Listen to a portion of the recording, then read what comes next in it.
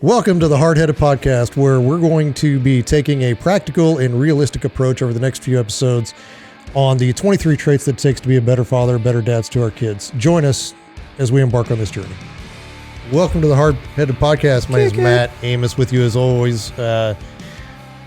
With me as always. Or you. Now you've got me saying all messed up stuff. With me as always, Chet Sears, Troy Trussell. Getting ready to kick off episode 190. Technically, you already kicked it off. The series here. Well, no, I'm going to start over. And then with the 23 characteristics of a good father, we're doing 19, 20, and 21 today. Number 19 being don't use profanity in front of the kids until they're in high school. Number 20, shut your mouth. You can talk. It doesn't say it that way. It does actually in the article. There's no parentheses. Well, there's a parentheses until they're in high school. No, there's not. No, there's not in my article. Oh, good gosh. Number 20, let them be a kid. Number 21, teach them. It's like, hey, when they get in high school, you better start using profanity. Let me finish. 21, teach them about finances. Matt's about to use some profanity. I would have already, if it wasn't for this article reminding me not to use this in front of my kids or other people's children's who might be listening. That's right. Because you might have some kids listening to this and giving them their folks advice, like, "Hey, why don't you listen to that podcast again, Pops? Why don't you listen to that podcast and where they said, whatever. Stop using the profane language." Well, they didn't say that. But they said, take some interest in what I'm interested in. Oh, okay. Maybe they're trying to hook their parents up for success. But 19, don't use profanity in front of kids until they're in high school. What do you think about that, Chet? Yeah, I'm not an advocate for using it in front of the kids after they're in high school. Just don't use profanity in front of anybody. I'm an advocate for that. How you like them apples? I'm an advocate. I just am not very good in practice. You're not a demonstrator. Yeah, I'm not very good at demonstrating that. I try to do a lot better in front of the kids. I don't think I use very much in front of the kids. I mean, if I was going to cut you some slack, I'd say, well, you're in the Marine Corps. It's in your culture. 10 years ingrained into me. Yeah. But you also gave up dipping like it was nothing. I know. Cursing's so much harder. Yeah? Yeah, because it just rolls off the tongue. I don't know. It does. It's like somebody speaks a certain way for so long, and then that's being a Marine's a part of me. It's not solely who I am, right? But it's a good portion of who what made me who I am today. Yeah, physically and psychologically. It's kind of like that movie. What's the one where they go to space and they're killing the bugs? Starship Troopers. Oh, Starship Troopers. The mobile infantry made me the man I am today, and he's missing an arm and 2 legs. Kind of always makes me chuckle. But I mean, it's part of my culture, and I've said it so many times on this podcast, but I am working on it. It's a constant battle. That's like one of my biggest vices to give up is the language. But I try not to do it in front of the kids. I shouldn't do it at all, but it slips every now and again. I think one of the things behind this is like your kid needs to be a kid. They don't need to be in adult environments when they're not an adult. Like, I think that's one of the thing that's I think it ties in with number 20. Let them be a kid. Probably so. Yeah. So in this one, and in this, at least he doesn't think that I'm a terrible parent because I have dropped the occasional F-bomb around my kids. But putting the qualities of being a good father and putting our needs second, which, my need would be to blurt out whatever I'm thinking at the time instead of controlling my vocabulary. And he says that includes wanting to talk like a Tarantino script when we're around them. Yeah. And so I don't do that. I mean, I'm not a Tarantino talking script guy. Your language today is more like with emotion. 10 years ago it would have been. Right. But now it's more something happened and I'm not happy. Yeah. Yeah, and that's what usually happens with me. I mean, a fit of rage. Yeah, before I gave my life to Christ, I like I was a Tarantino script. I mean, that's just the way I talked. And then I was able to basically flip a switch and turn it off. And I could do that back then because when I was at home, I didn't talk that way around my parents, right. and so I could flip that switch. But I find when it starts coming out more and more is what you're putting in, right? So if you're watching a lot of shows, Tarantino movies, you're watching some Tarantino movies, back to back. Yeah, You start hearing it a lot. Then it starts to creep back in my life anyway. Yeah. Now I did. Like we were in the kitchen one night and this came up about the F word, and I was like, well, how do y'all even know what that word is? And my daughter like stopped what she was doing, turned around and looked at me. She was like, 'cause you said it. And I was like, what are you talking about? And she was like, I heard you in the garage one day and you hit your thumb or something with the hammer. Yeah. And you started screaming it. Like bleep, multiple bleep, bleep. times? Yes, apparently. Yeah. It's when we lived over by you guys. Yeah. You still have a that thumb? house. Was it that bad? Yeah, I don't even remember what I was doing. But I thought I was alone in the garage. Now, that doesn't make it right. Right. But she was in there and she heard me. And I never knew this until she told us that. Jesus sees it. That's right. And then I don't know how many more months later, we were at our next house and we had wooden stairs in that house. And I slipped. It was in the middle of the night. I slipped. Well, not the middle. I was putting the boys upstairs. So my daughter and wife were still awake. I slipped at the very bottom, missed that bottom step or something, and I fell and my elbow hit that wooden stair and it just came out. And it hurt and I was in pain.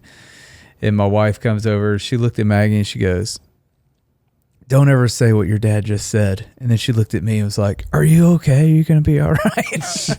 She did the protecting of the little ears before the safety exactly. Of but this was already after the conversation we had where she had already heard it. So yeah. I mean, it happens. And I think you're the one that told me, like, when you scream, it's scientifically proven when you scream obscenities. Mythbusters did a whole episode when on you it. curse. Yeah. Yeah, when you scream obscenities, when you're hurt, it makes it feel your pain better. is reduced, according to the Mythbusters measurement that they did. That's hilarious. That was a fascinating episode. I mean, I don't think it worked very well when I got my legs blown off, but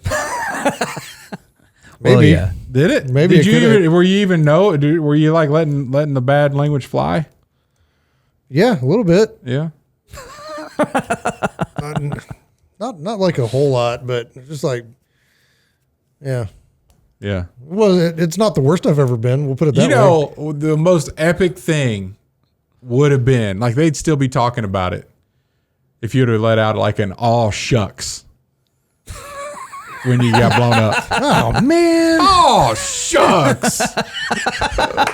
Doggone it! That would have been dag nabbit. You got to come out with the old ones. Matt's got the foulest language ever, but when he got blown up by that IED, he said, "Oh shucks!" Oh shucks! Gosh dang it!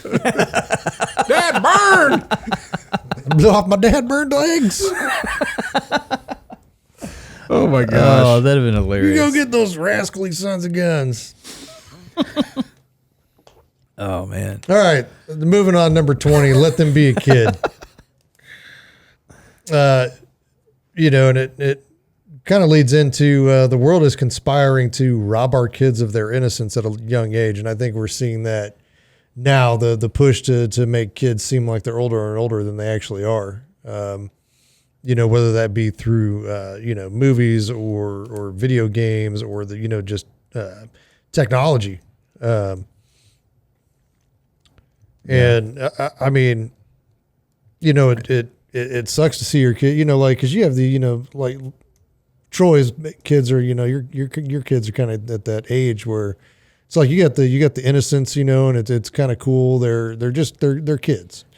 And you got YouTube creeping in trying to tell them what's up. Yeah. I mean, so you've done a good job of limiting that and say, hey, guess what? No more YouTubes, Because it does suck to see your kids kind of grow up and mature, you know, Yeah. because you always want to be kids forever, but you know, eventually they've got to grow up. And, Yeah, the hard thing that we're facing right now is kid. So we have a 13-year-old, about to be 14, and a 12-year-old that all of their friends have phones, and ours don't. Mm-hmm. Now, our daughter, she has an iPad, so it's basically a phone, but she can't call on it, Yeah. you know, unless she's in the house. Yeah, but using Wi-Fi. calling on that, you don't do that. Well, I mean, they FaceTime and stuff. They don't. No calls. That's so out with young kids today. But the hard thing is with when like our son goes to his friend's house and his friend has a phone and they're like FaceTiming friend girls and all this like Yeah. Oh, yeah. So we've had to have some talks about that. And Yeah. basically just warning him of what that phone can do Right. and how much trouble you can get in because they don't even think of the stuff that they're doing. No. But it can get them in a lot of trouble. Yeah. So that's something we never had to deal with when we were that age, you know? Yeah. They like I was talking to some guys that work in student ministry at churches. Like when I was the stuff that they were trying to address with high schoolers when I was in high school, like you talking about, you know, younger and younger with technology, they're having to approach some of those things in like the 5th and 6th grade ministries now.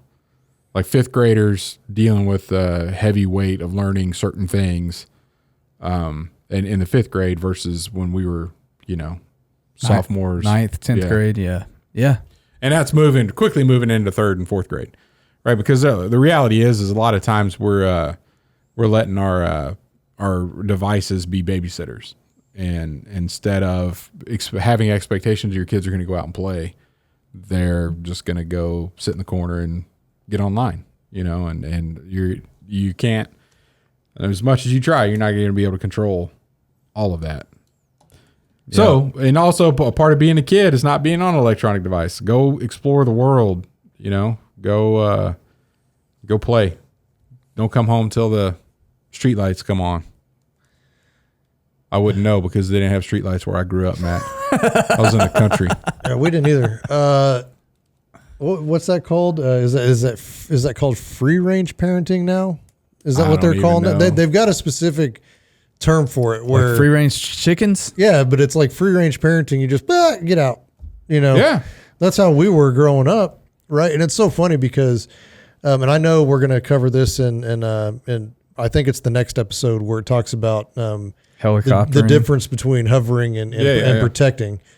You know, because I think when I was growing up, I would disappear and I would not come home. Like they would not know where I was at. Yeah.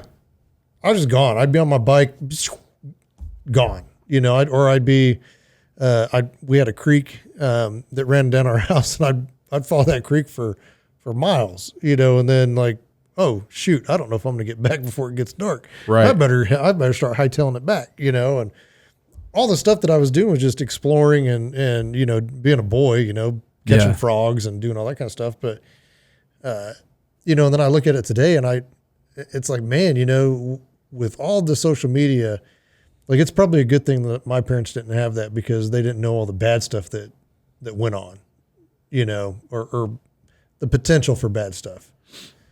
Yeah. Because I think that's what makes us, you know, do that a little bit more. But so it's hard. It takes, I guess, a little bit of trust on our end as parents to just let them be kids and let them have those learning experiences while setting the guidelines up front and the expectations up front. Yeah.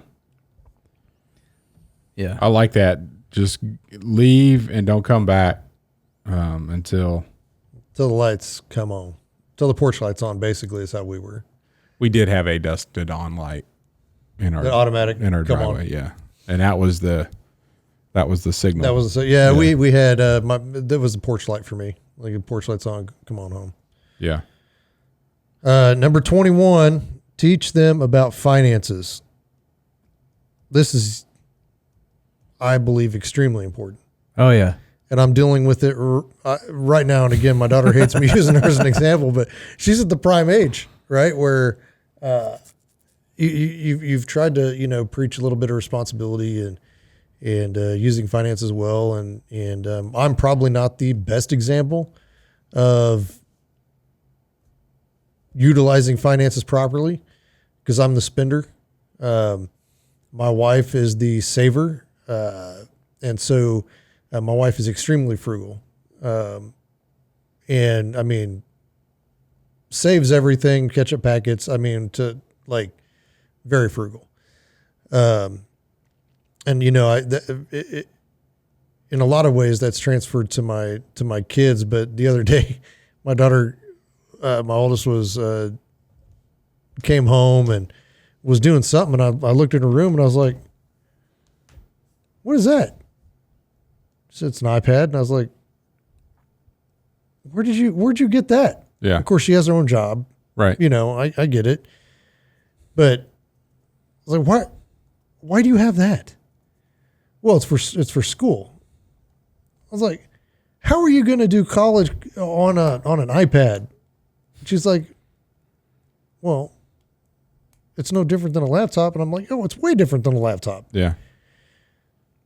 And I was like, you know what? I'm going to stop here before I break number like 19.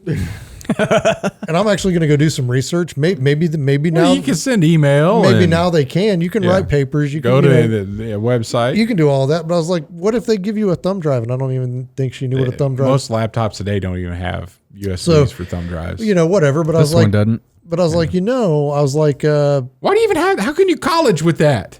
I don't know. It's hard. Sorry. Yeah, I don't understand. So anyway, I may have been out of touch, right? Because I'm always like, if you have a presentation, you can turn this presentation in, like, thumb drive or something, right? No, you do it. Not anymore. You do it virtually or through the cloud or whatever. Yeah.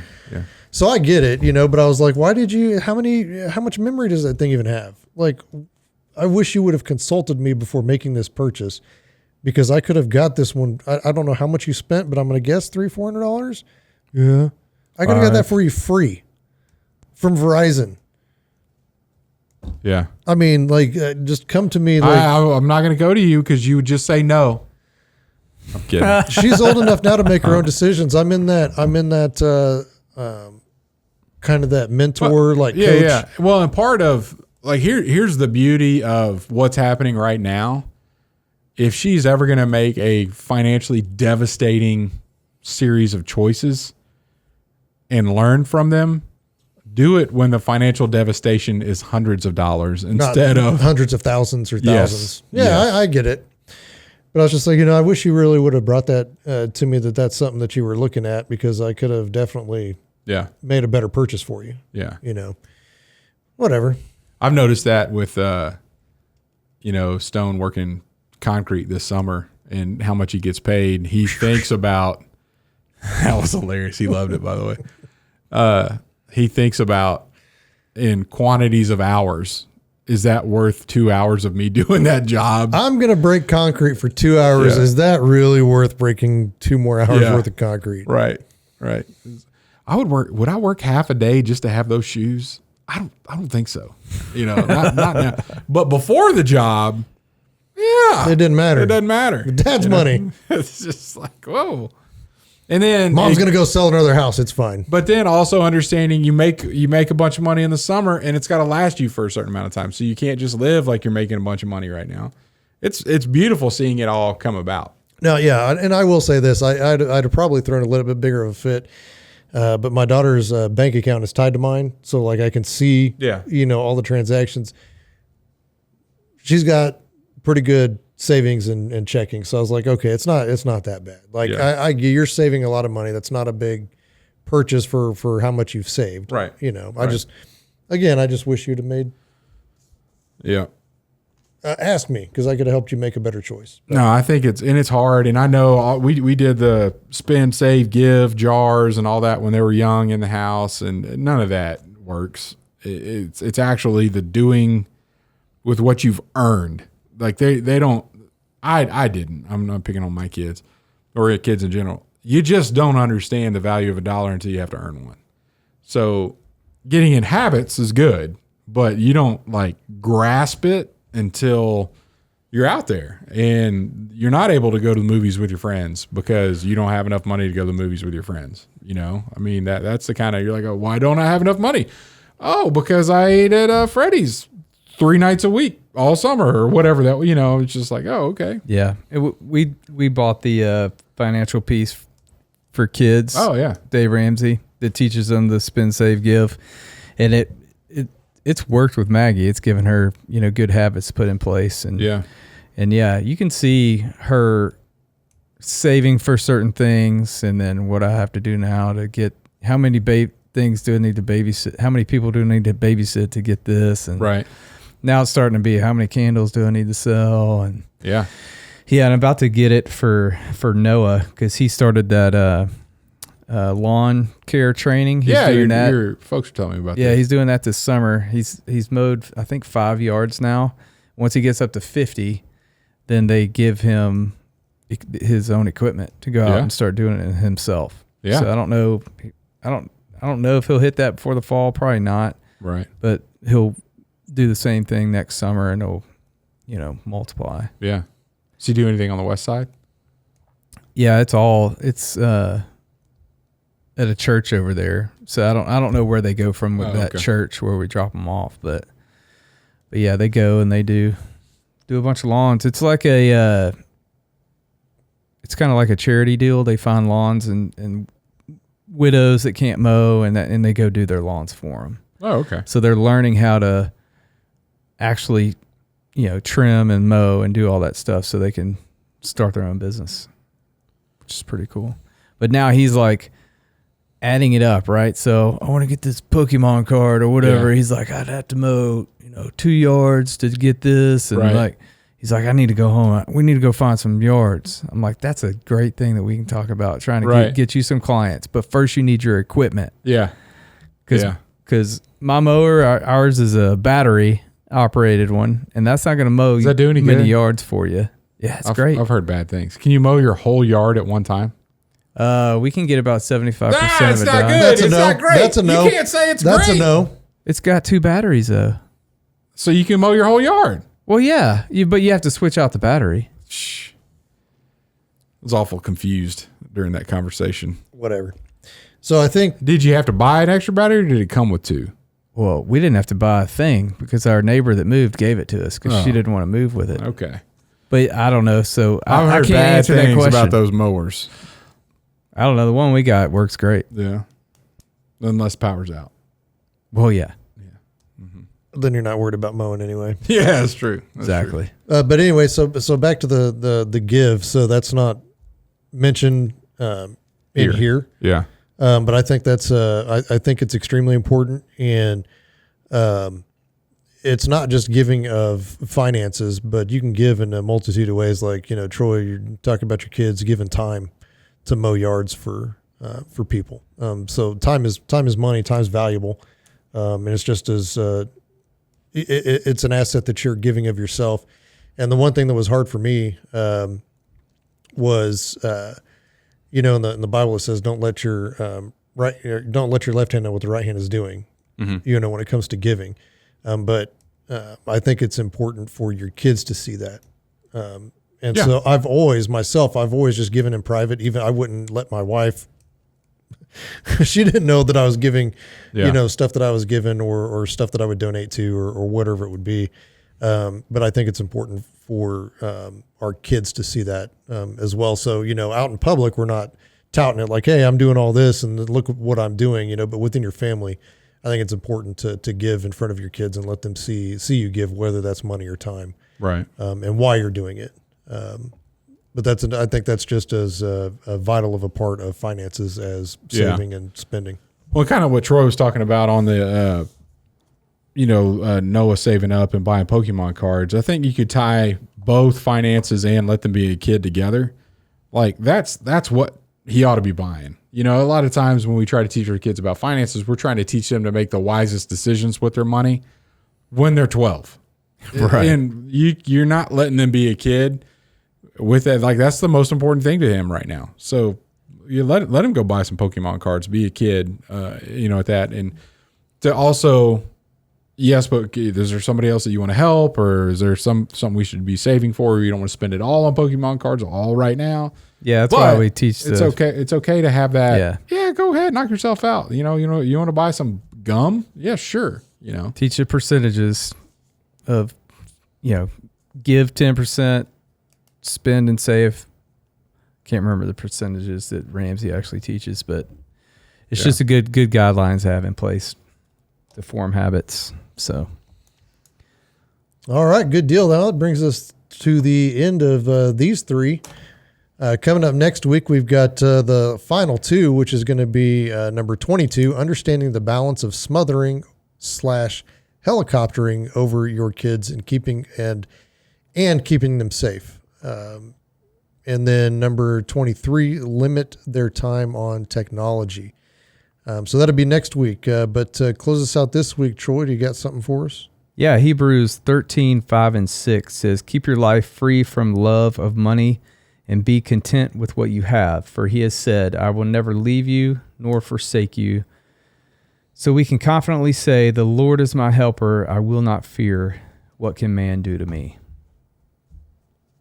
So don't love money. I think that's, as you're teaching your kids about finances, I think that's really important because it's a big deal. It's like I think, there's some stat I heard the other day, like 70 some odd % of people answer the question, what's the thing that stresses you out the most? 75% of people respond like money.